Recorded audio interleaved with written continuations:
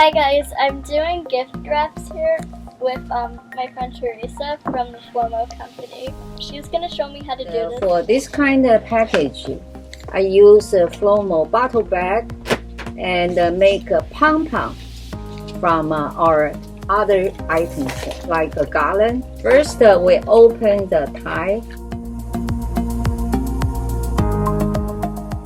So we take off. We don't need to take all of them. So you push through the other one.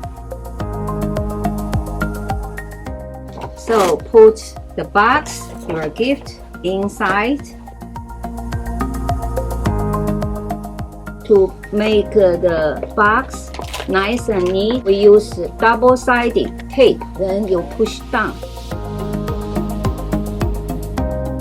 We have to twist the cutting point because it will become loose.